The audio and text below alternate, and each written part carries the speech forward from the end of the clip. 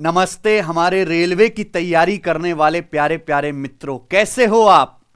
देखिए, NTPC under graduate यानी 12th level CBT 2 का पेपर हो चुका है और रेलवे एकदम तूफानी वंदे भारत की स्पीड से मात्र 4 दिन के अंदर रेलवे बोर्ड ने इसकी आंसर की दे दी। एनटीपीसी सीबीटी 2 का पेपर मात्र एक ही शिफ्ट में हुआ था और इसमें कुल 35 सवाल गणित के पूछे गए थे। और इस वीडियो में आपको मेरे भाई इन सभी सवालों का यानी कि कंप्लीट शिफ्ट का धमाकेदार सॉल्यूशन करवाने वाला हूं। और देखो, मैंने पहले बता दिया कि सवाल बहुत हल्के निकले। हम उम्मीद क्या करते हैं कि भाई सीबीटी 2 का पेपर सीबीटी 1 से बढ़िया आएगा, लेकिन मेरे भाई ये सीबीटी 1 से भी हल्का निकला, उससे भी आसान सवाल मिले। रेलवे ऐसा ही कर रहा है, हमेशा जितने भी इसने सीबीटी 2 के पेपर लिए वो सीबीटी 1 से एक लेवल डाउन ही आए हैं मेरे भाई, ठीक है। और एक भी सवाल नया नहीं था, कुछ भी क्रिएटिव नहीं पूछा। जो भी इस सीबीटी 2 के पेपर में आया था 12th लेवल में, वो सारा का सारा हम पहले ही एक बार नहीं 10-10 बार करवा चुके हैं। सब प्रीवियसर के सवालों को ही तोड़ मरोड़ के आपको दोबारा से पेश कर दिया। और आपको पता है मेरे भाई, हमने अपने यूट्यूब चैनल पर सिलेक्शन वे पे इस पे पहले तो सब्सक्राइब कर लीजिए आप। जितने भी पेपर पिछले 2 साल से रेलवे करवा रहा है, हर एक पेपर का हमने सॉल्यूशन करा रखा और मैं बहुत सारे यहां पे प्रैक्टिस सेट भी कराता हूं। ये देखिए, ये प्लेलिस्ट है रेलवे के 2024-25 सभी एग्जाम के बेस्ट क्वेश्चन का सॉल्यूशन। यहां अगर कोई बच्चा कुछ भी ना पढ़ के जाता, अगर केवल ये बेस्ट क्वेश्चंस हर एग्जाम के रेलवे के करके जाता तो भी कल्याण हो जाता। मैं कितनी बार बच्चों को समझाता रहा हूं कि रेलवे के पास इतने थोड़े से सवाल है, उन्हीं में मेरे प्यारे भाई वो मारता रहता है हाथ पांव, ठीक है। अभी रेलवे एनटीपीसी ग्रेजुएट लेवल का पेपर हुआ था, मैंने उसके भी बेस्ट सवाल सॉल्व कराए थे सीबीटी 2 के। जो भी पेपर है एएलपी सीबीटी टेक्नीशियन एनटीपीसी, देखिए यहां ये एनटीपीसी 2025 12th लेवल का मैंने सीबीटी 1 के भी टॉप 100 सवाल करा रखे हैं, ग्रेजुएट लेवल के भी करा रखे हैं, एएलपी के भी करा रखे हैं, आरपीएफ कांस्टेबल भी करा, आरपीएफ एसआई भी करा है।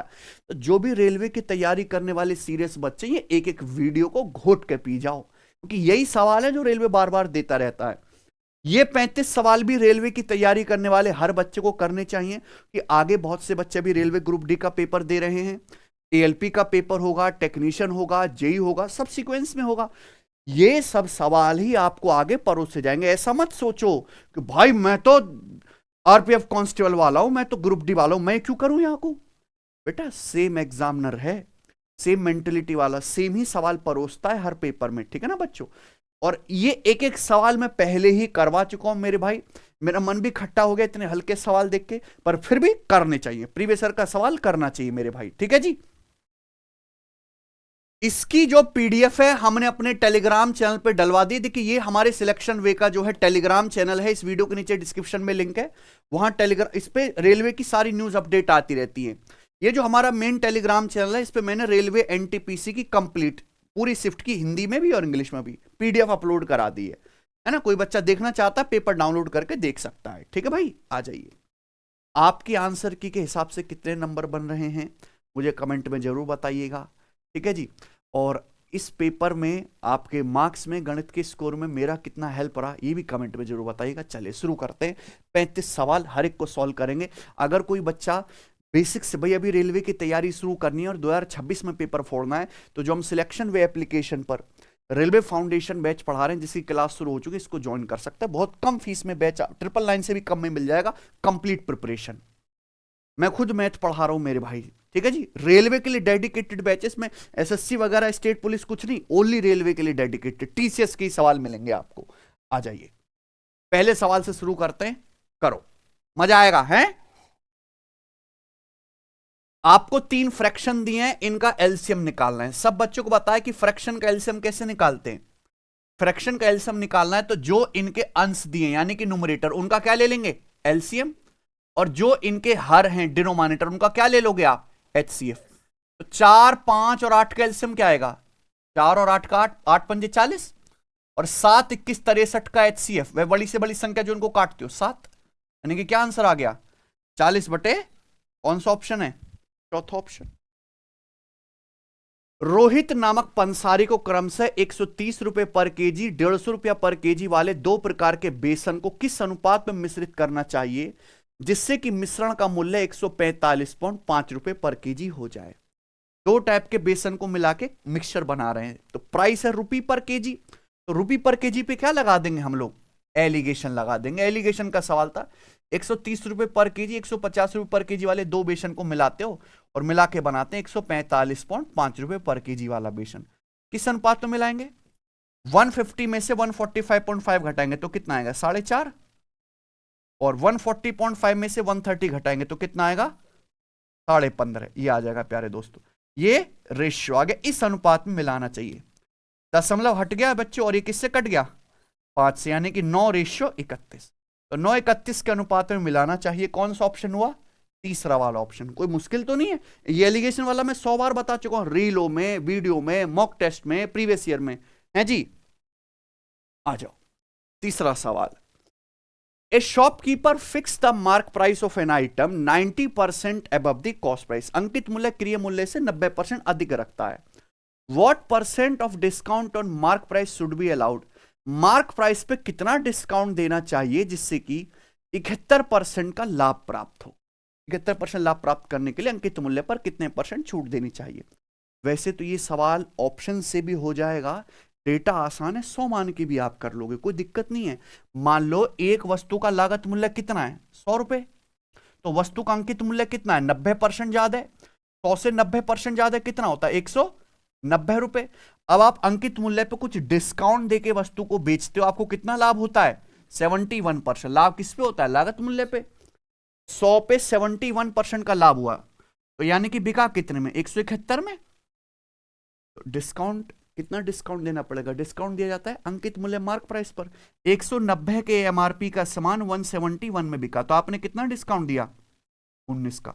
190 का 19 कितना होता है 10%, यानी कि आपने 10% डिस्काउंट दिया। बताइए, ऑप्शन से भी हो जाएगा मेरे भाई, लेकिन ऐसे ही हो रहा काम तो क्यों करना। आ जाइए चौथा सवाल,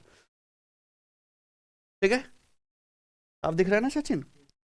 एक घर की छत पर एक खंबा खड़ा है, घर की ऊंचाई 25 मीटर है।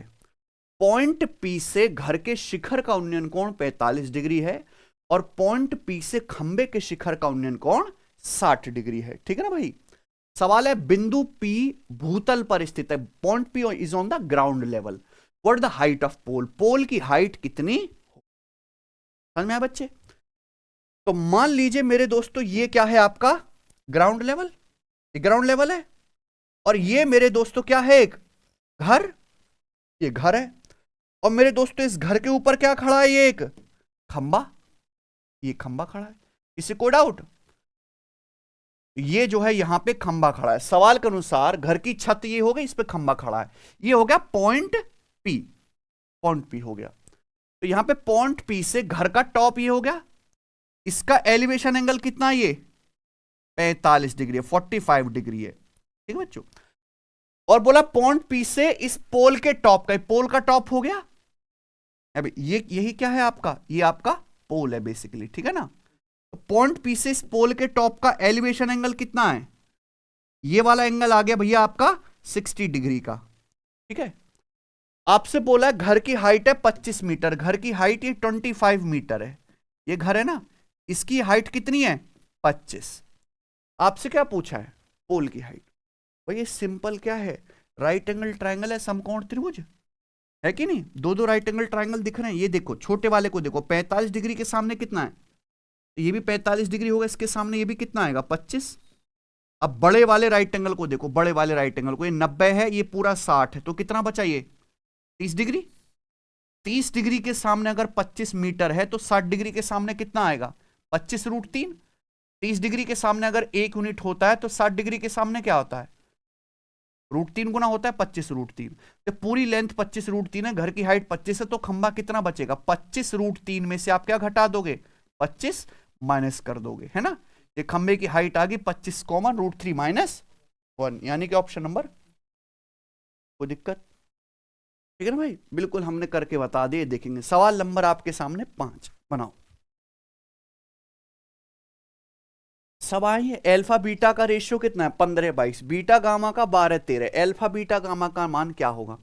इतनी बार मैंने आपको ये सवाल कराए हैं कि ऐसे सवालों को मर्ज नहीं करना, हमेशा कैसे बनाइए, ऑप्शन से। भाई आंसर ऐसा ऑप्शन होगा जहां अल्फा बीटा का रेशियो क्या हो, 15/22, यानी कि पहली दो संख्याओं का। ये देखो 15 का 6 गुना 90, 22 का 6 गुना 132 होना चाहिए था। 15 तिया 45, 22 तिया 66, ठीक है। 15 का 6 गुना 22 का 6 गुना, ये गलत हो गया, तो दो ऑप्शन में फंस गए।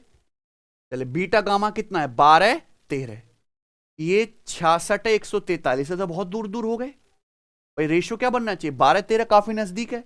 ये देखो यहां पे किससे कट रहा है, 11 से 12 बार और ये 13 बार, यानी कि ये 12 13 का रेशियो। क्या आंसर हुआ, तीसरा हो गया ना। ऑप्शन से आपके कंप्यूटर स्क्रीन पे सवाल आएगा, ऑप्शन से ही बना लेना। छठा, निम्न का मान ज्ञात करें एनटीपीसी 12th लेवल का, बताइए। ऐसे सवाल न जाने मैंने आपको कितनी बार बताए हैं, ठीक है। हालांकि ये ऑप्शन से भी हो जाएगा, पर इतना लल्लू है कि अंदर से सॉल्व करते हुए लाएंगे बाहर की ओर। 4 का अंडर रूट, लिखना नहीं है कुछ भी, लिख दिया वहीं आप अटक गए। 4 का अंडर रूट 2, 7 2, 9 का अंडर रूट 97 3, 100, 100 का अंडर रूट 15 10, 25, 25 का अंडर रूट 31 5, 36 का अंडर रूट है। हो गया ना। आइए अगला, downstream speed is 115 kilometre per hour, upstream speed is 23 kilometre per hour. It takes a total of 25 hours to go to a place and come back, यानी कि नाव को एक जगह से दूसरी जगह जाने में और वापस आने में कितना समय लगता है, 25 घंटे। What is total distance travelled by boat, ये क्या है, टोटल बोट द्वारा चलेगी टोटल डिस्टेंस कितनी है। देखो अगर आपको आने जाने का यहां पे क्या दिया है, आप एक जगह से दूसरी जगह जाते हो फिर लौट के आते हो, है ना, तो आने जाने का टोटल टाइम दिया है, तो आप डिस्टेंस डायरेक्ट निकाल सकते हैं, S1 गुणा S2 upon S1 plus S2 into T. ये कॉन्सेप्ट है मेरे भाई, बताने की तो जरूरत नहीं है। तो देखो यहां पे साफ साफ डाउन स्ट्रीम की स्पीड दे रखी है, अगर डाउन स्ट्रीम की स्पीड से जाओगे धारा की दिशा में, तो लौट के आओगे आप स्ट्रीम धारा की विपरीत दिशा में, ठीक है भैया। तो आप मुझे बताओ डिस्टेंस कितनी आएगी, 115 गुणा 23, S1 गुणा S2 upon S1 plus S2, 115 plus 23 कितना आ जाएगा, 100 इंटू टाइम कितना लगा, टोटल टाइम है 25 घंटे, ये डिस्टेंस आ गया। और यही आप सवाल में करके गलती, सवाल में बोला है नाव द्वारा तय की गई कुल दूरी। आप एक जगह से दूसरी जगह जाते हो, पहले गए और फिर लौट के वापस आए, ये तो आपने डिस्टेंस निकाले, लेकिन डी गए हो डी वापस आए हो, तो टोटल डिस्टेंस क्या होगी, डबल। तो यानी कि आपको यहां पर 2 से गुणा करना था। अब आई बात समझ में, है ना। तो 23 दूनी 46 से कितनी बार चला गया, 3 बार, ठीक है ना। ये आंसर होना चाहिए प्यारे बच्चों। आप बोलोगे हाँ जी सर 115 गुणा 25/3, ये आ जाएगा मेरे भाई, बोलो बात समझ में आ रही है, किलोमीटर। अब मैं इसको सॉल्व क्यों करूंगा, मैं तो ऑप्शन से देखूंगा ना, ऑप्शन से देखते हैं। अगर 3 से 25 भी काटेंगे 8 बार जाएगा, 8 की 115 में गुणा करेंगे 920, यानी कि 900 से बड़ा आंसर है। दो ऑप्शन हट गए, ठीक है ना भाई। 3 8 24 और 115 गुणा 8, 920 से बड़ा आएगा, ये तो भैया बहुत छोटे हैं। अब ऊपर इकाई का अंक क्या बनना चाहिए, यहां देखो इकाई का अंक क्या आएगा, 3 8 24 और 1, यहां 3 8 24 और 2, यानी कि गलत है। क्या आंसर हुआ, दूसरा ऑप्शन हो गया। कोई दिक्कत, आगे चलते हैं। Simplify the expression given below, इस एक्सप्रेशन को क्या करना है आपको, सिंप्लीफाई करना है। आया है सवाल एनटीपीसी 12th लेवल की CVT 2 में। चलिए ये थोड़ा सा अलग लग रहा है, ठीक है, जैसे मैं आपके सामने कर रहा हूं बिल्कुल फ्रेश, ऐसे ही आपको पेपर में उड़ाने थे सवाल, ज्यादा समय नहीं लेना था। देखो यहां पे 3 3 टर्म है ना, ये तो कट ही गया भाई, सेम नहीं है भाई। आप ये बताओ 1/a की पावर अगर -n लिखा हुआ है, तो ये जब हम इसको पलटेंगे फ्रैक्शन को, तो पावर क्या हो जाएगी, पॉजिटिव। तो ये जैसे 3 की पावर 5 है, तो ये क्या आ जाएगा मेरे भाई, 1/3 क्या होता है, 3 इनवर्स, और -5 से गुणा करेंगे, ये भी 3 की पावर 5 हो गया, तो कट गया, है कि नहीं। तो दिस इज कटिंग, समझ में आया ना, यानी कि आपको केवल ये सॉल्व करना था, ठीक है। और देखो ये आंसर नहीं आएगा इस सवाल का, कि यहां सब कुछ 3 की पावर में है, तो आंसर भी किस में आना चाहिए, 3 की पावर में आना चाहिए, यानी कि इनमें से कोई एक आंसर होगा। अब यहां पे क्या है, बेस अलग अलग है, यहां 27 है, यहां तो बेस सेम कर लेते हैं, बस हो जाएगा सवाल। अच्छा जी, 27 क्या होता है, 3 का क्यूब और उसकी पावर 12 है, तो 3 की पावर 36 हो जाएगा। और 9 क्या होता है, 3 का वर्ग और उसकी पावर 13 है, तो 3 की पावर 26 हो जाएगा। जैसे आपके सामने 9 की पावर 13 है, तो आपको क्या लिख सकते हो, इसका 3 का वर्ग होता है 9, उसकी पावर 13, तो पावर की आपस में गुणा, ठीक है ना। ये क्या है, 27 की पावर 6, यानी कि 3 का क्यूब उसकी पावर 6, 3 की पावर 18 प्लस 9 3 का वर्ग और उसकी पावर 14 है, तो 14 दूनी 28, ये आ गया। देखो ऊपर भी पावर में 36 26 10 का डिफरेंस है, नीचे भी 18 28, हो गया ना, खेल खत्म। इतने में ही आपको सवाल दिख जाना चाहिए मेरे भाई। अगर आप सवाल देखोगे तो आपको पता लग गया कि ऊपर 3 की पावर 26 अगर कॉमन लिया जाए तो क्या बचेगा, 3 की पावर 10 प्लस 1, और नीचे 18 28 में क्या है, 18 कॉमन है, 3 की पावर 18 कॉमन लोगे तो ब्रैकेट में क्या बचेगा, 1 प्लस 3 की पावर 10, 28 में से 18 कॉमन लेंगे, तो ये क्या बेटा, कट गया, दोनों ऊपर नीचे सेम है, तो क्या आ गया भैया, डिवाइड में पावर घट जाएंगी, 26 माइनस 18 8, 3 की पावर 8 का अंडर रूट 3 की पावर, यानी कि क्या आ गया आंसर, 81 आंसर, है ना, कोई दिक्कत तो नहीं, आसान सी बात है।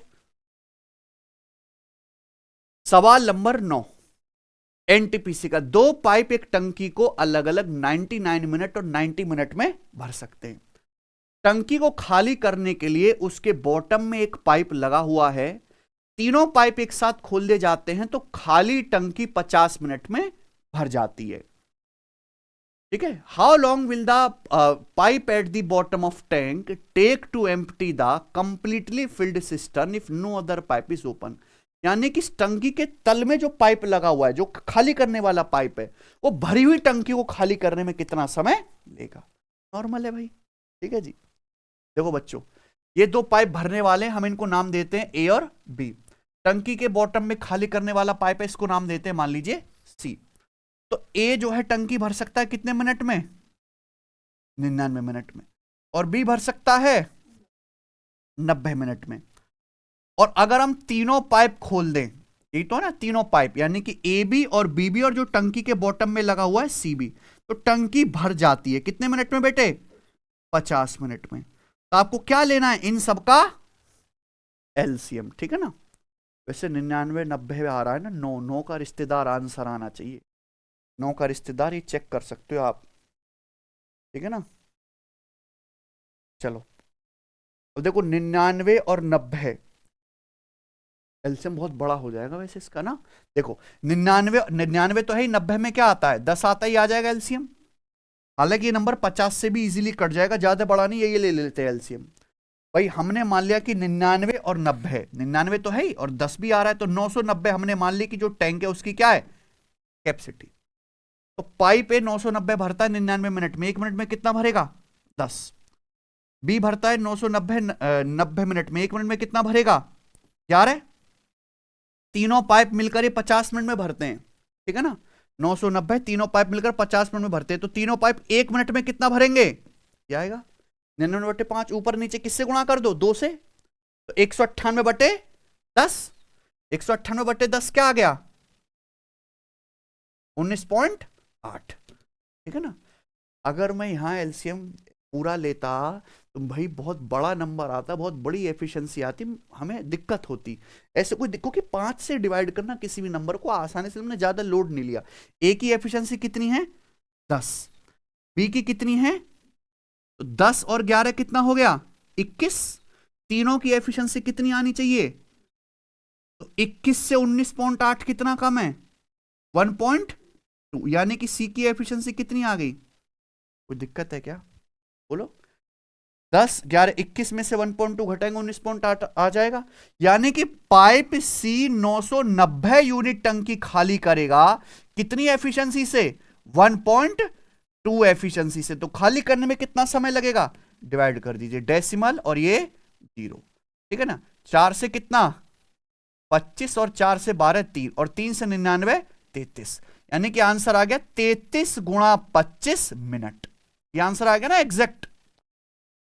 ठीक है, 25 का मल्टीपल ये तो है नहीं, ये वाला है, यानी कि क्या आंसर है, ठीक है ना। चलिए आगे चलते हैं मेरे भाई।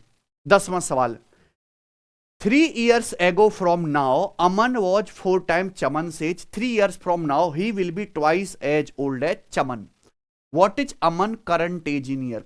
अमन की वर्तमान में आयु कितनी है, ठीक है ना, ये सवाल है। देखो बच्चों, ये है आपका क्या, प्रेजेंट, ठीक है ना, प्रेजेंट। दो लोगों की बात हो रही है, तो सवाल में बोला कि प्रेजेंट से 3 साल पहले अगर हम जाते हैं तो अमन की एज चमन से 4 गुना थी, है ना। अमन की एज जो है चमन से 4 गुना थी, यानी कि एज का रेशियो कितना था, 4:1। प्रेजेंट से कितने साल, 3 साल पहले। प्रेजेंट से 3 साल बाद, अगर हम प्रेजेंट से 3 साल बाद जाते हैं तो अमन की एज चमन से कितनी थी, अमन की जो एज थी वो चमन की 2 गुनी थी, यानी कि अमन और चमन की एज का रेशियो कितना था, 2:1। पूछा सवाल में अमन की प्रेजेंट में एज कितनी है, ये सवाल है, ठीक है। देखो, जितनी एज अमन की बढ़ेगी उतनी चमन की बढ़ेगी, डिफरेंस तो सेम रहना चाहिए ना।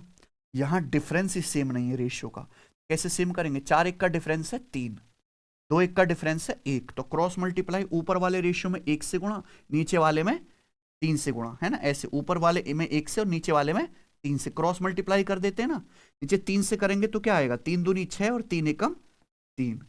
अब आप देखो, अमन की एज 4 से 6 होगी, कितना बढ़ी, चमन की एज भी 1 से 3 हो गई, कितना बढ़ी, 2 यूनिट, यानी कि एज बढ़ी है दोनों की 2-2 यूनिट, जबकि एज में गैप कितना आया है, ये प्रेजेंट से 3 साल पहले, ये 3 साल, यानी कि कितने का, यानी कि 2 की वैल्यू 6 साल है, कितने गुना, 3 गुना।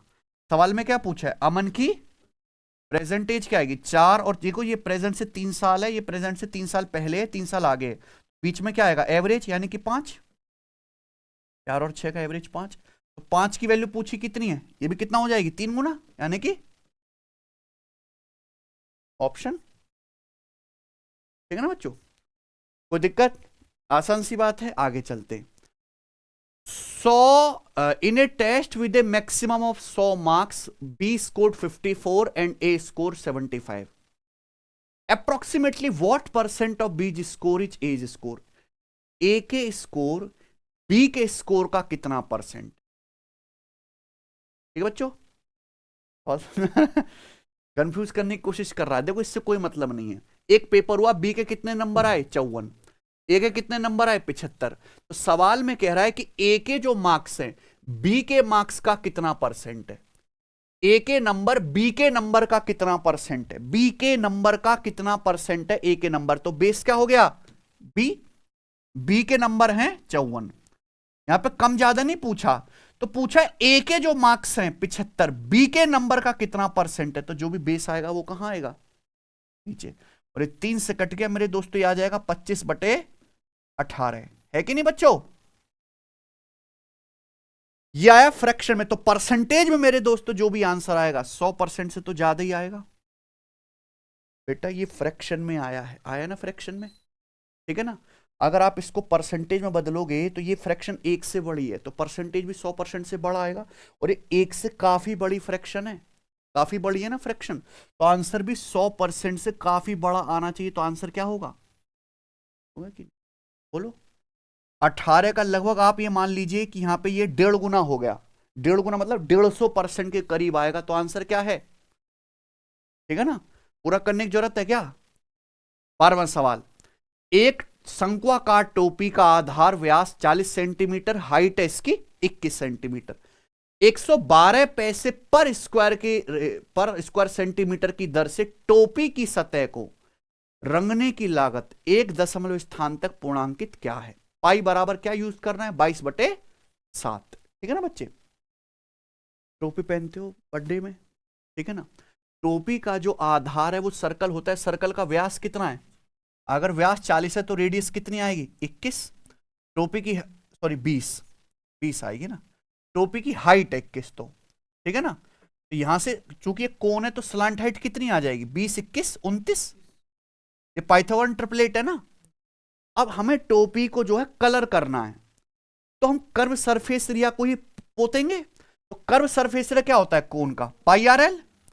पाई का मतलब 22/7, आर यानी कि रेडियस, और स्लांट हाइट यानी कि 29। ये क्या आ गया? ये सेंटीमीटर स्क्वायर में आ गया इस कोण का वक्र पृष्ठीय क्षेत्रफल, कर्व सरफेस एरिया। इसको पोतना है हमें। 1 सेंटीमीटर स्क्वायर का खर्चा कितना है? 112 पैसे। 112 पैसे का मतलब 100 से भाग करेंगे 1.12 रुपए। तो ये तो पूछा आपसे, आंसर रुपए में पूछा है, ठीक है ना? कितना खर्चा आएगा? तो आप मुझे एक बात बताइए, इसको आप अगर 1 सेंटीमीटर स्क्वायर का खर्चा इतने रुपए, तो इतने सेंटीमीटर स्क्वायर का खर्चा कैसे आएगा? 1.12 से मल्टीप्लाई कर देंगे, ठीक है ना बच्चे?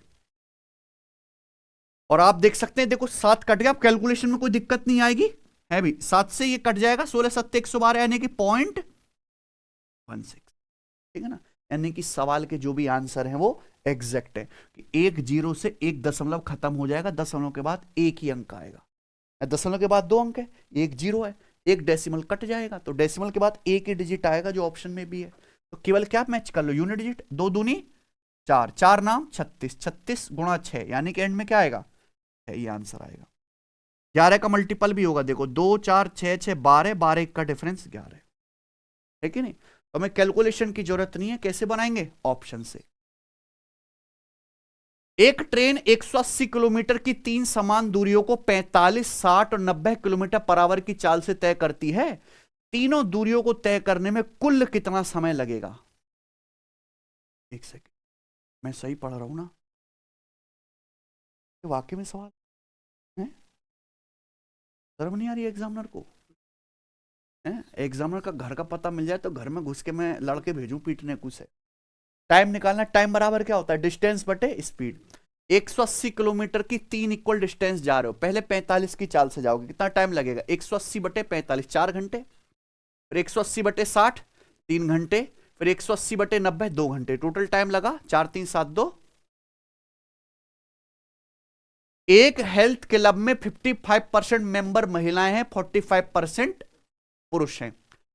यहां पे जो मैन, उनकी एवरेज एज है 95 साल, महिलाओं की औसत उम्र है 85 साल, ठीक है ना? पुरुष की 95 वर्ष है और महिलाओं की 85 वर्ष है। तो सभी सदस्यों की औसत आयु कितनी है?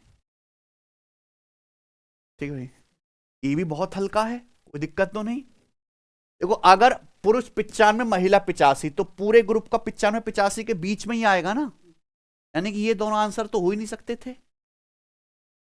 तो कभी मारोगे तो हो जाएगा खटाक से सही।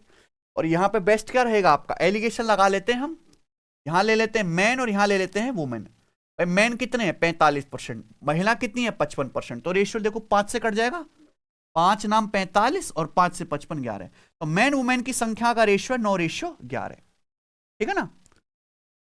पुरुष की एज है 95 साल और महिलाओं की है 85 साल। पुरुष की है 95, तो 95 को आप ऐसे लिख सकते हो 85 + 10, है ना? हम बात कर रहे हैं एज की। तो आप बताओ मेरे प्यारे भाई, यहां पे सारे सदस्यों की पूछिए, पुरुष की भी 85 है और महिलाओं को भी 85 है, तो आंसर तो 85 से बड़ा ही आना था ना, ठीक है? यहां 9 पुरुषों की एवरेज एज 10 ज्यादा है, 9 दूसाम 90 है, ये एक्स्ट्रा सभी लोगों में बढ़ जाएगा। कितने मेंबर है टोटल? 9 और 11, तो 20 से 90 4.5, यानी कि कितना आ जाएगा? 89.5 के करीब आएगा। यानी कि ट्रेन स्टेशन एम से 7:20 पे निकलती है और उसी दिन 3:20 PM पर स्टेशन एन पहुंचती है। ट्रेन भी स्टेशन एन से 9:20 पे निकलती है सुबह और 4:20 यानी कि शाम को स्टेशन एम पर पहुंचती है। ट्रेन ए और बी के मिलने का टाइम ज्ञात कीजिए। देखो ये सवाल तो मैंने बहुत करवाए हैं, तो टाइम में तो बड़ा गैप है यार ऑप्शन में। ये सवाल तो ससुरा ऑप्शन से ही ना हो जाएगा। देख, एक ट्रेन सुबह निकली 7 बजे 7:20 पे और स्टेशन पहुंची दूसरे स्टेशन 3:20 पे, है ना? एम से एन जा रही है, दूसरी उल्टी आ रही है ना, ये 9:20 पे निकली और यहां पहुंची स्टेशन पर 4:20 पे, तो मिलेंगी तो इन टाइम के बीच में ही कहीं मिलेंगी। ये एएम क्या है? ये तो सुबह है, रात को मिल रही है क्या? भाई सुबह के 7:20 पे चली है और 3:20 पे अपने स्टेशन पे जा खड़ी हो गई, तो ये टाइम तो आया ही नहीं बीच में। आया क्या? यानी कि ये आंसर, ये वाले AM वाले तो ये तो शाम के बाद आएगा प्यारे दोस्तों, है कि नहीं? तो यानी कि ये बचा, ये बचा। अब ये बताओ, ये 3:20 पे तो स्टेशन पे जाके खड़ी हो गई, 4:10 पे कैसे मिलेंगी फिर ये? यानी कि आंसर क्या होना चाहिए इनके बीच में? मतलब यहां भी बुद्धि एग्जामिनर ने, समझ रहे ना भाई, सुबह 7:20 पर निकली और 3:20 पे स्टेशन पे जाकर खड़ी हो गई। दूसरी ट्रेन 9:20 पे निकली और 4:20 पे स्टेशन पे जाके खड़ी होगी। तो जो दोनों ट्रेन मिलेंगी इन्हीं टाइम्स के बीच में रहेगा, मिनिमम 7:20 और मैक्सिमम 4:20, ठीक है ना? वो कौन सा है? यही वाला होना चाहिए। ठीक है बच्चों, खत्म, है कि नहीं? सॉल्व करना चाहते हैं? जरूरत है क्या? मेरे हिसाब से जरूरत नहीं है, ठीक है। मैं कई बार ये सवाल करवा चुका हूं, आगे चलते हैं। दो संख्याओं का HCF और LCM कितना है? 49 और 400। एक संख्या 245 है, दूसरी बताओ। LCM का आधा कर दिया, HCF का दुगुना हो जाएगा, यानी कि 98। दो संख्याओं का HCF गुणा LCM बराबर फर्स्ट नंबर, एक नंबर 245, और आपसे क्या पूछा है? दूसरा नंबर पूछा है। ये 2 बार कट गया, यानी कि 98। आगे चले। एक व्यापारी को एक कमीज 850 रुपए में बेचने पर 5% लॉस हुआ, उसे 1530 रुपए में कमीज बेचने पर X% का प्रॉफिट होगा, ठीक है ना भाई? सवाल कह रहा है X का मान कितना है? ठीक भाई, 850 रुपए में कमीज बेचने पर 5% लॉस होता है, 1530 में कमीज बेचने पर X% प्रॉफिट होगा, X का मान कितना है? देखो कई सारे तरीके हैं, बेस्ट आपको बता देता हूं। प्रॉफिट एंड लॉस किस पे होता है मेरे भाई? CP पर। CP क्या होता है? 100%। 100% से कोई कमीज जितने ज्यादा में बिक रही है वही क्या है? लाभ। आप एक कमीज को 850 रुपए में बेचते हो, 850 रुपए में जब आपने बेचा 5% लॉस हुआ, 100% पे 5% लॉस हुआ, तो कमीज बिकी कितने में? कॉस्ट प्राइस के 95% में। अब अगर आप उसी कमीज को 1530 रुपए में बेचोगे, 1530 रुपए में, तो कमीज कितने % में बिकेगी? यही है ना? ठीक है बच्चे, कटने वाले नंबर है, वैसे डिवाइड कर दो, कोई दिक्कत नहीं। 17 पंजे और 17, 5 से 95, 19 निम्मा 171, यानी कि शर्ट कितने में बिकेगी? 171% में। 100% की CP का सामान 171% में बिक गया, कितना प्रॉफिट हुआ? 71%। आ जाइए। एक वर्गाकार मैदान का क्षेत्रफल है 1369 मीटर स्क्वायर, इसका परिमाप कितना है? लौंडे कांप गए, उनके हार्ड मास में बुलबुले उठ गए सवाल देख के, झीकते हुए, कई तो फड़फड़ाते हुए बाहर आए मेरे भाई, फपकते हुए हैं। एक वर्गाकार मैदान का क्षेत्रफल 1369 मीटर स्क्वायर है, तो वर्गाकार मैदान की भुजा क्या आ गई? इसका अंडर रूट क्या आ जाएगा? सबको पता है 37, याद होना चाहिए। अगर परिमाप पूछा, परिमाप क्या होता है? भुजा का 4 गुना, वर्ग की 4 भुजा होता है, 4 बराबर 37, चौका 100। आगे चलते, सवाल 19 है। 21 सेंटीमीटर आंतरिक व्यास वाले एक बेलनाकार पाइप में 8 मीटर पर सेकंड की स्पीड से पानी फ्लो होता है। 12 मीटर गुणा 9 मीटर गुणा 4.41 मीटर विमाओं वाली खाली आयताकार टंकी को भरने में पाइप को कितने मिनट लगेंगे? और आंसर क्या है? 1 दशमलव स्थान तक पूर्णांकित, यानी कि आंसर अप्रोक्स में दिया है। पाई बराबर का इस्तेमाल करना है 22/7। ये सवाल बड़ी है ना? एक एक पे तो लाजाइज है। तो मेरे भाई हम क्या करते हैं, कॉन्सेप्ट पता है? एक आयताकार टंकी को कौन भर रहा है? एक पाइप भर रहा है। जैसे मेरे प्यारे भाई, ये आपकी, मान लीजिए ये आपकी एक टंकी है, ठीक है ना बच्चों? इसके डायमेंशन दे रखे ना, लंबाई चौड़ाई हाइट, तो ये जो है क्यूबॉइडल टंकी होगी। अब इसको एक पाइप भर रहा है, पाइप जो है वो बेलनाकार है, यानी कि ऐसे सिलिंड्रिकल शेप में। तो पाइप से ऐसे पानी निकलेगा और टंकी में जो है भरा जाएगा, यही बात है। तो पूछे टंकी को भरने में कितने मिनट लगेंगे? माना टंकी को भरने में कितने मिनट लगते हैं? 3 मिनट। तो आपको टी की वैल्यू निकालनी है। तो लॉजिक क्या है? 3 मिनट में इस पाइप से निकले गए पानी का आयतन टंकी में भरे कुल पानी के आयतन के बराबर होगा। केवल आपको वॉल्यूम को इक्वल करना है। अब बताओ यहां पे जो ये टंकी है इसका वॉल्यूम क्या होता है, LBH सीधा दे रखा है 12 गुणा 9 गुणा 4.41। ये आ गया समझ में, कोई दिक्कत? अब एक बात बताइए, पाइप में पानी बह रहा है 8 मीटर पर सेकंड की स्पीड से, इसका मतलब क्या है कि 1 सेकंड में 8 मीटर पानी जो है मेरे भाई इस पाइप से बाहर निकल के कहां गिरता है, टंकी में गिरता है 1 सेकंड में। समझ में आ रहा है ना? ये सिंपल लॉजिक है कि 1 सेकंड में 8 मीटर लंबाई का पानी पाइप में जितना आएगा वो जो है टंकी में गिरेगा। सिंपल बात समझ रहे हैं? तो देखो आप एक बात बताइए कि ये है पाइप है बेलनाकार, बेलन का आयतन क्या होता है πr²h। यहां पे व्यास दिया है 21 सेंटीमीटर, तो रेडियस कितनी आएगी 21/2 सेंटीमीटर। 21 बेसिकली होता है, अच्छा तो सेंटीमीटर में, यहां सब कुछ मीटर में दिया हुआ है ना, ये मीटर में है ये भी मीटर में है, तो इसको भी मीटर में बदलना पड़ेगा, ठीक है ना? तो सेंटीमीटर को अगर मीटर में बदलना है तो कैसे करिएगा, अभी 100 से डिवाइड कर देंगे यानी कि 21/200। ठीक बच्चों 21/200 हो जाएगा। यहां तक कोई समस्या? ये किस में आ गया आपका मीटर में। हालांकि इसको क्या लिख सकते हो आप 7 गुणा 3/200। किसी को कोई डाउट है ना? 7 गुणा 3/200 ये किसका मल्टीपल दिख रहा है बेटा, 7 का। भाई ये रेडियस आ गई सेंटीमीटर, मीटर में बदलने के लिए 100 से भाग देंगे 21/200, 7 निकाले 7 गुणा 3/200 करना पड़ेगा इतना। आप बताइए बेलन का आयतन क्या होता है πr²h। πr² तो सर्कल का ही एरिया होता है ना। आपको पता है अगर किसी सर्कल की रेडियस 7 है तो उसका एरिया क्या होता है 100। अगर किसी सर्कल की रेडियस 7 है एरिया होता है 154। यहाँ रेडियस कितना है 7 का 3/200 गुना। अगर रेडियस 3/200 गुना हो रहा है तो एरिया क्या आएगा 3/200 का स्क्वायर, यानी कि 9/40,000 गुना, है कि नहीं सचिन? अगर रेडियस 7 है तो एरिया 154, रेडियस 7 से k गुना हो रही है तो एरिया k² हो जाएगा, क्योंकि रेडियस नापेंगे सेंटीमीटर में, एरिया नापेंगे सेंटीमीटर स्क्वायर में, पावर 2 होती है। ठीक है, अब ये आ गया πr²। 1 सेकंड में पाइप से कितना पानी निकलता है, यानी कि 1 इंटू हाइट 8, ये पानी पाइप से निकलता है कितने सेकंड में, 1 सेकंड में पाइप से इतना पानी निकलता है। आंसर किस में बताना है, मिनट में।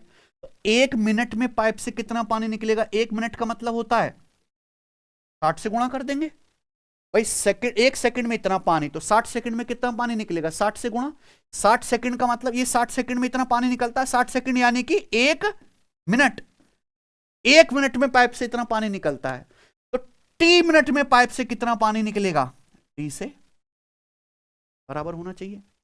ध्यान सुनिएगा मेरे दोस्तों, यही इस सवाल का सिंपल लॉजिक और आपको खूब मजा आया होगा। ध्यान से सुनिएगा, πr² हमने लिख लिया।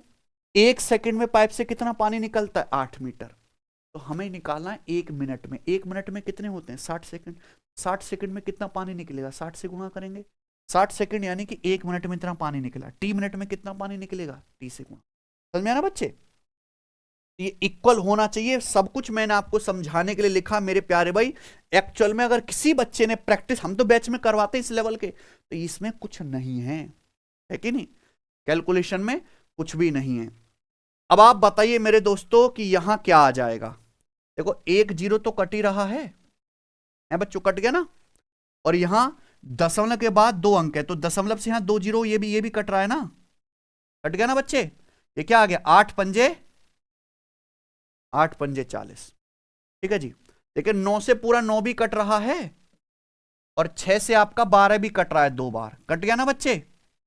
जितना कट सकता है उतना काट लो, ठीक है ना। आपका भी कटा ही है, तो मेरे प्यारे भाई यहां पे फिर अब किससे जाएगा ये, ठीक है। हालांकि 2 से ये भी कट चुका है आपका कितना 70, और किससे कट गया फिर ये 7 से। 7 छिंग 42, 7 21, और 7 से ये कितना चला गया मेरे भाई 63 पंजे, यानी कि कितना, और तो कुछ नहीं कट रहा, 315/11 मिनट। ये आना चाहिए वैल्यू, ठीक है ना। यहाँ पे ना एक्चुअली ऑप्शंस बहुत ज्यादा दूर दूर नहीं, ऑप्शंस काफी नजदीक, इसलिए हमें मेहनत करनी पड़ी। ऑप्शन दूर दूर होते तो हम और जुगाड़बाजी देखते। 315/11 कितना आएगा, अप्रोक्स 11 दूनी 22, 22 के बाद कितना बच जाएगा 9, 9 5 11 अट्ठे यानी कि 28 पॉइंट समथिंग आएगा। कौन सा ऑप्शन है? पहला वाला। ठीक है ना बच्चों? है कि जबरदस्त सवाल। ये सवाल है जो मुझे लगता है बच्चों ने कम किया होगा पेपर में। ठीक है ना? दिमाग लगाना था, इसमें कैलकुलेशन भी थी। आगे देखते हैं, इसको सरल कर दो जी। सरल कर दोगे? अरे सिंपल है, गुणा भागी तो है। ध्यान से सुनिएगा मेरे भाई, ये दोनों गुणा हमें है रूट में। देखो ये तो कट गया भाई, 441 चौका है 1764, 400 चौका 1641 चौका 164। तो 4 का अंडर रूट क्या आ गया? ये 625 का अंडर रूट, 2025 का अंडर रूट 45 माइनस 3/4 की पावर। देखो पावर है -2, अगर पॉजिटिव बनाना है तो फ्रैक्शन को क्या कर देंगे? पलट देंगे। यानी कि 4/3 का स्क्वायर। तो 5 पच्चे 25, 5 नाम, यानी कि 2 पंजे 10/9 और माइनस 4/3 का स्क्वायर 16/9, यानी कि माइनस का 6/9। किससे कट गया? 3 से। तो माइनस का 2/, ठीक है ना? निम्नलिखित आंकड़ों का माध्य ज्ञात कीजिए। Find the mean for the following data. Mean यानी कि एवरेज बताना है इनका, मीडियन नहीं बतानी है बेटा, मीन बताना है। डेटा तो बहुत सारा है और बहुत छोटा छोटा है, ऑप्शंस भी काफी करीब है। तो क्या कर लो मेरे भाई, इन सबको जोड़ लो और जितनी संख्या उनसे डिवाइड कर लो। तो जोड़ लोगे ना आप जल्दी से। 12 3 15, 18 33, 17 50, 4 54, 9 63, 63 17 80, 80 और 99, 80 और 19 हो गया 99, 99 और 20 कितना आ जाएगा? 100, 119, 119 15, 134, 134 8, 142, 142 17, 159, 2 161 और 3 164 और 16 180, 11 191, 191, 191 और 4 195 और 5 200। तो 200 आ गया जोड़ जाड़ के। जोड़ लोगे ना? कितनी संख्या ये? 1 2 3 4 5 6 7 8 9 10 11 12 13 14 15 16 17 18 19 20। ये ऐसा नहीं कि आप जीरो ना गिनो, गिनेंगे, ये भी एक डाटा है। 20 संख्या है, तो 200/20 क्या आ गया बेटा? 10 आ गया। ठीक है ना? आसान है। एक दुकानदार अंकित मूल्य पर 15% का डिस्काउंट देता है। अगर अंकित मूल्य 6500 रुपए है तो आपसे पूछे सेलिंग प्राइस ज्ञात की। देखो कितना टफ सवाल है। वस्तु का अंकित मूल्य कितना है? 6500 रुपए। मार्क प्राइस पर डिस्काउंट देने के बाद ही क्या आता है? Selling price. 15% डिस्काउंट दिया, 100% पे 15% डिस्काउंट दिया, तो बेचा कितने में? मार्क प्राइस के 85% में। ये आ जाएगा बच्चों, सेलिंग प्राइस आ गया ना सीधा।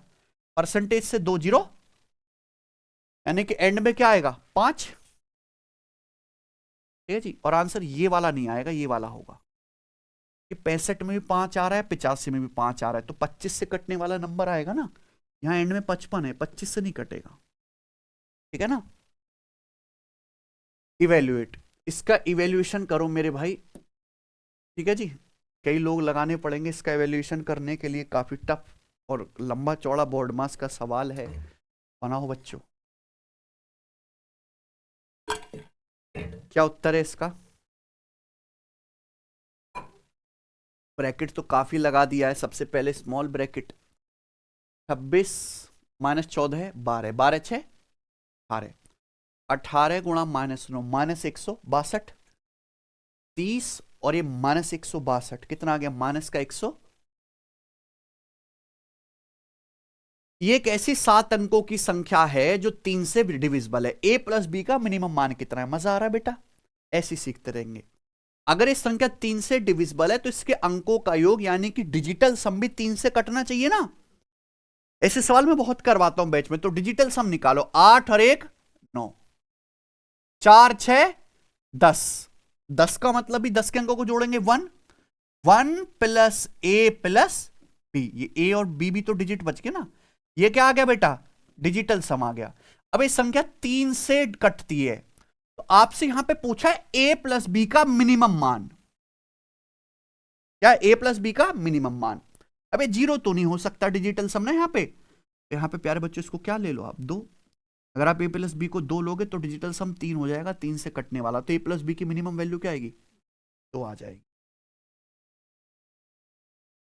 मुकुंद ने बैंक में 57,000 रुपए जमा किए with annual compounding. How much compound interest in rupees will he earn in 2 years? 2 साल में कितना कंपाउंड इंटरेस्ट मिलेगा if the interest rate is 10% per annum in the first year? अगर पहले साल ब्याज की दर 10% है and increases by 3% per annum in the second year, और दूसरे साल में जो ब्याज की दर है वो 3% क्या हो जाती है बेटा? 3% पर एनम इंक्रीज हो जाती है। समझ में है ना? तो आपको इस सवाल में प्रिंसिपल दिया हुआ है। मुकुंद ने बैंक में 57,000 रुपए जमा किए, आपसे पूछा 2 साल में कंपाउंड इंटरेस्ट कितना मिलेगा। पहले साल ब्याज की दर कितनी है? 10%। सेकेंड ईयर में ब्याज की दर 3% बढ़ जाते हैं, 10 से 3 बढ़ के कितनी हो जाएगी? 13। तो आप मुझे बताओ 2 साल में कंपाउंड इंटरेस्ट कितना मिलेगा? और यहां तो सबसे बढ़िया तरीका इनका सक्सेसिव निकाल लीजिए, है कि नहीं? 10 + 13 + 10 × 13/100%। सब बच्चों को आता है ना, compound interest successive percentage increase ही तो होता है। 10 + 13 23, और ये कितना आ जाएगा? 1.3, यानी कि 24.3% आपको कंपाउंड इंटरेस्ट मिलेगा 2 साल में। ठीक है ना? आपने बैंक में 57,000 रुपीज जमा करे, इसका कितना निकालना है प्यारे बच्चों? 24.3% आपको निकालना है। आप बोलोगे हाँ जी सर बहुत बढ़िया। क्या देखो, परसेंटेज से 2 जीरो कट जाएगा, डेसिमल से 1 जीरो कट जाएगा। ओहो, प्रत्येक के सब ऑप्शन में 1 आएगा एंड में। तो देखो बेटा बहुत बढ़िया, 243 क्या है? ये तो 27 निम्मा होता है, यानी कि 9 का मल्टीपल है ना। 2 4 6 3 9, तो आंसर क्या आना चाहिए? 9 का मल्टीपल। तो 9 का मल्टीपल चेक कर लेते हैं। 4 5 6 7, ये नहीं है। 6 3 9, 1 5 6 और 1 7, ये भी नहीं है। 5 3 8 1 9, 1 आ गया, ये भी नहीं है। यानी कि आंसर क्या होगा? देखो 1 8 9 और 3 5 8 1 9, इसका डिजिटल सम 9, ये 9 का मल्टीपल। ठीक है ना? तो ना ऑप्शंस बहुत हेल्प करते हैं आपकी कैलकुलेशन को कम करने में। पूरी गुणा थोड़ी ना करनी है बच्चों इसमें।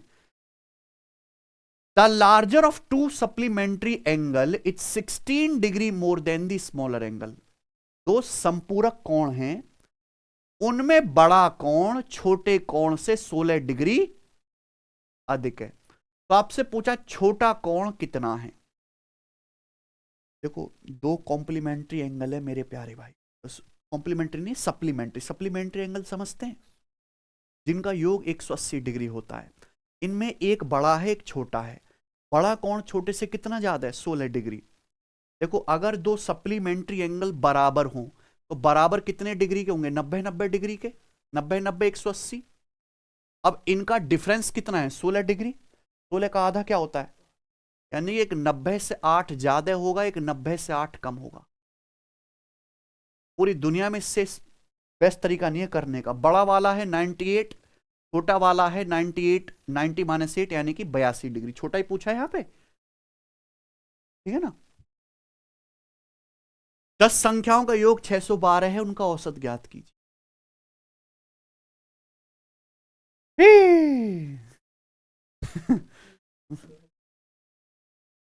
इस सवाल को देख के मेरे भाई एग्जाम हॉल में दंगे हो गए। ठीक है, लोगों ने तलवारें खींच ली, इतना टफ सवाल देख के बच्चों। 10 संख्याओं का योग 612, औसत निकालना है। औसत क्या होता है? 10 संख्या 10 है, 612 को 10 से भाग कर दो, 61.2। What sum will earn a simple interest of 1560 रुपया इन 4 साल eight 20% per annum rate of interest? ठीक है जी, वह कितनी राशि होगी जिस पर 4 साल में 20% ब्याज की दर से 1560 रुपए साधारण ब्याज के रूप में प्राप्त होंगे। यानी कि आपसे क्या पूछा? प्रिंसिपल। कितने प्रिंसिपल पर 4 साल में 20% की दर से कितना इंटरेस्ट मिलेगा? अगर 1 साल में ब्याज की दर 20% है तो 4 साल में कितना सिंपल इंटरेस्ट होगा बेटा? 80%। 1 साल में 20%, 4 साल में गुणा 80%। आपको सिंपल इंटरेस्ट कितना मिला? 1500। ये आ गया। और आपसे क्या पूछा है? 100% की वैल्यू पूछी है, इससे थोड़ा सा ज्यादा आएगा ना बच्चे। 1560 से थोड़ा सा, देखो 80% के लिए 1560 है, 100% के लिए 1560 से थोड़ा सा ज्यादा है, ये आंसर नहीं है तो बहुत ज्यादा हो गया। क्या आंसर हुआ? ठीक है ना? ओके, करना चाहो तो हो भी जाएगा भैया, ठीक है ना? अगर हम दोनों तरफ 8 से भाग कर दें, 8 से तो 10% की वैल्यू आ जाएगी ना। 8 से भाग करो, 8 एकम 8, 7 6 8 नाम 72 और 4 8 पंजे 40, 10% 195, 100% आ गया, जीरो चिपका दो, 1950 रुपए प्रिंसिपल। ठीक है बच्चों, आइए सवाल नंबर है 29। अतुल की मंथली इनकम 16,000 है, वह किराए पर 5500 रुपए और बाकी बिलों पर 2500 रुपए खर्च करता है, शेष राशि हर महीने बचाता है। यदि एक महीने में वह अपने जन्मदिन के जश्न के लिए अपनी पूरी मासिक बचत खर्च कर देता है तो उसकी पूरे वर्ष की कुल बचत ज्ञात कीजिए। ठीक है ना? काफी टफ सा लगे है। अतुल की मंथली इनकम कितनी है मेरे भाई? 16,000 रुपए। 16,000 रुपए में से 5500 घर का किराया दिया, 2500 का अपना बिल चुका दिए, तो यानी कि कितना खर्च कर दिया? 8,000। 16,000 में से 8,000 रुपए उसने खर्च कर दिया, यानी कि बचत कितनी कर रहा वो हर महीने? ये महीने का हिसाब चल रहा, वो हर महीने 8,000 की बचत करता है। पूछा क्या है? साल भर की बचत। साल भर की बचत पूछे ना, वार्षिक बचत, तो 12 से गुणा करेंगे 96,000 और आपका आंसर गलत हो जाएगा। भाई देखो, साल में होते हैं 12 महीने, किसी ना किसी महीने तो आदमी का बर्थडे आएगा, और जिस दिन जिस महीने बर्थडे आता है उस महीने की पूरी बचत की माने का कर ली पार्टी, यानी कि बचत 12 महीने में से केवल 11 महीने हुई, एक महीने का तो पार्टी कर ली। तो अगर एक महीने में 8,000 की बचत हो रही है तो 11 महीने ही बचत करवाया पूरे साल में, यानी कि साल भर की बचत कितनी है? 11 का। तो सीधा 11 का मल्टीपल भी तो देख सकते थे हम लोग, वो एक ही ऑप्शन था, ये करने की जरूरत ही नहीं थी। ठीक है ना? एक आईपैड का एमआरपी कितना है? 960। इस पर 25% प्रत्येक की 2 लगातार छूट दी जाती हैं और कैश पेमेंट पर 15% एडिशनल डिस्काउंट दिया जाता है। तो आपसे पूछा है फाइनल सेलिंग प्राइस बताओ after cash discount, cash discount के बाद। मैं करूं तो क्या करूं, लग रहा है एग्जामिनर जो है इन्होंने कुछ नौ सिक्किया बिठा दिया है। पे अंकित मूल्य पे छूट देने के बाद ही क्या आता है? सेलिंग प्राइस आता है। एक आईपैड का एमआरपी कितना है? 960 रुपए। 25% की फ्रैक्शन वैल्यू क्या होती है? 1/, 25% की 2 छूट दी जाती है, 1/4। 1/4 छूट देंगे तो कितने में बिकेगा? फिर एक और डिस्काउंट दिया तो 3/4। फिर कैश पेमेंट करोगे तो 15% की छूट मिलती है। 15% कितना होता है? 3/, अगर 20 पे 3 का डिस्काउंट दोगे तो 20 का कितने में बिकेगा? 17 में। हालांकि ये बिना कुछ लिखे में सीधा समझ सकता था, 15% छूट है तो 85 में बिकेगा। 85 यानी कि 17 का मल्टीपल आंसर चेक कर लो। ठीक है ना? सीधा कर सकते हैं प्यारे दोस्तों। और आप ये बताइए क्या आ जाएगा? 4 चौक 16 गुणा 20, 320 हो जाएगा 3 बार। तो कितना आ जाएगा? 3 3 होते 27 गुणा 17 रुपए, यानी कि एंड में क्या आ जाएगा? 9। ठीक है, और डिजिटल सम भी 9 आएगा, पहला ऑप्शन है। ठीक है बच्चों, आगे चलते हैं। ए और बी एक काम को 14 दिन में पूरा करते हैं। ए अकेला 42 दिन में करता है, बी 1/3 काम कितने दिन में करेगा? ठीक है बच्चों, तो ये तो रोने वाला सवाल है भाई। हम यहां पे एलसीएम लेके भी कर सकते हैं और डायरेक्ट ट्रिक भी है। मैं आपको ट्रिक बता दूं भैया, काम आएगी। देखो आपको, ए और बी एक काम को कितने दिन में कर सकते हैं? 14 दिन में कर सकते हैं। ए अकेला उस काम को कितने दिन में कर सकता है? 42 डेज में कर सकता है। तो आपसे पूछ रहा हूं बी अकेला उस काम को कितने दिन में करेगा? ठीक है बच्चों, तो देखो यहां पे 2 लोगों का ग्रुप है, एक आदमी दिया, ये बी मिसिंग है। जो मिसिंग वाला सवाल होता है ये, है ना, उसका डायरेक्ट शॉर्टकट है 14 गुणा 42 बटे इन दोनों का डिफरेंस। मिसिंग वाला सवाल है, 14 42 का डिफरेंस 28 ही आ गया। इतने दिन में ए जो है, बी जो है पूरा काम करेगा। आपको कितना करना है? 1/3। 1/3 काम करने में कितना समय लगेगा? बटे 3। ठीक है ना बच्चों, कोई दिक्कत? पूरा काम इतने समय, 1/3 काम 3 से भाग दे देंगे, तो 14 दूनी 28, 2 3 6 6 7, यानी कि क्या आंसर है? 7 दिन। ठीक है ना बच्चे, कोई दिक्कत? हालांकि ऑप्शन इतने दूर दूर है, ऑप्शन से भी हो जाएगा पर जरूरत ही नहीं है। ₹9900 को 3 आदमी ए बी सी के बीच बांटे। ए और सी के हिस्से 4:18 के अनुपात में है। बी का हिस्सा ए और सी के कुल हिस्सों का 50% है। बी का हिस्सा कितना है? तो मेरे भाई यहां पे 3 लोग हैं, ए बी, और इनके बीच ₹9900 बांटने। ए और सी का हिस्सा कितना है? 4:18 के अनुपात में। तो सवाल कह रहा है बी का हिस्सा ए और सी के कुल हिस्से का 50% यानी कि आधा है। तो ए और सी का कुल हिस्सा कितना आएगा? 4 + 18, तो 22 का आधा 11, यानी कि बी का हिस्सा 11 आ गया। ये तो पूछा है, तो बी का हिस्सा पूछा है मेरे दोस्तों आपसे। तो बी का हिस्सा है 11 आउट ऑफ टोटल। टोटल कितना है? 33, यानी कि 1/3। बी का हिस्सा जो आएगा मेरे दोस्तों क्या आ जाएगा? टोटल का 1/3। 9900 का 1/3 कितना आ जाएगा? 3300। ठीक है बच्चों, हालांकि ये बेकार है, ये कुछ भी नहीं करना मेरे दोस्तों।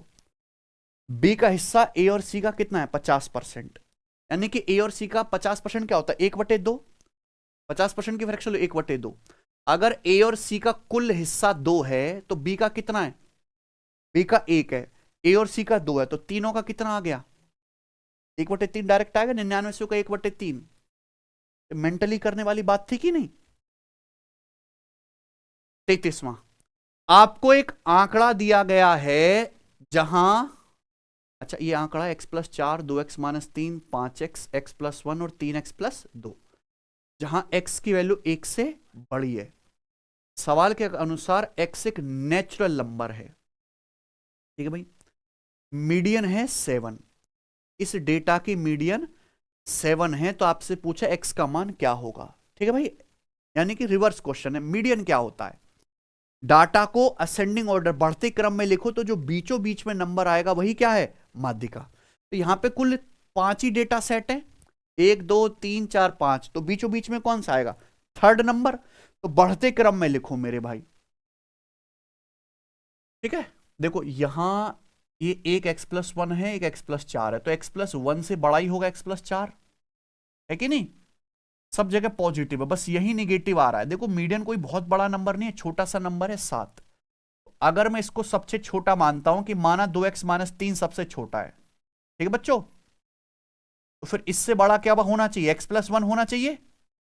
उससे बड़ा क्या होना चाहिए? x+4 होना चाहिए, है कि नहीं भाई?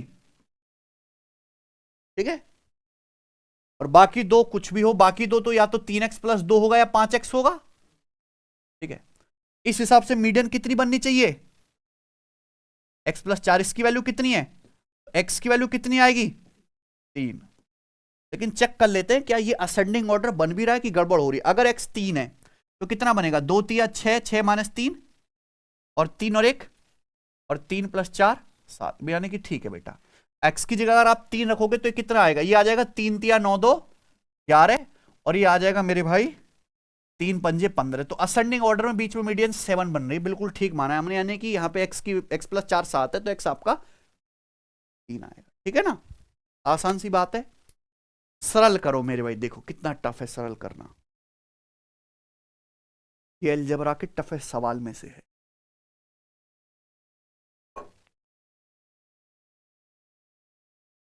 बच्चे रो दिए बेटा। x की 5x में गुणा, 5x² + 7x² क्या आएगा? 12x²। खत्म। ठीक है, -5x दोनों में है, क्या देखेंगे? 7 की -2 में गुणा, -14, -14 + 15 +1 आएगा। ये -1 वाला आंसर, आंसर क्या हुआ? पहला। पूरी गुणा नहीं करनी होती कि आप पूरी गुणा करो। लास्ट सवाल करते हैं, बड़े दुख के साथ करना पड़ रहा है। ठीक है जी, ए और बी एक काम को 10 दिन में कर सकते हैं, बी अकेला 15 दिन में कर सकता है, ए अकेला कितने दिन में पूरा? अभी तो मैंने कराया। 2 लोग ए और बी मिलकर कितने दिन में कर रहे हैं? 10 दिन में। बी अकेला कर रहा है 15 दिन में, ए कितने दिन में करेगा? 10 × 15, और बेटा एक मिसिंग है, 10 और 15 का डिफरेंस 5, यानी कि 150/5 30 दिन में। ठीक है ना, खत्म। इसी के साथ railway NTPC CVT 2 12th level के सारे 35 सवाल जो है समाप्त हुए।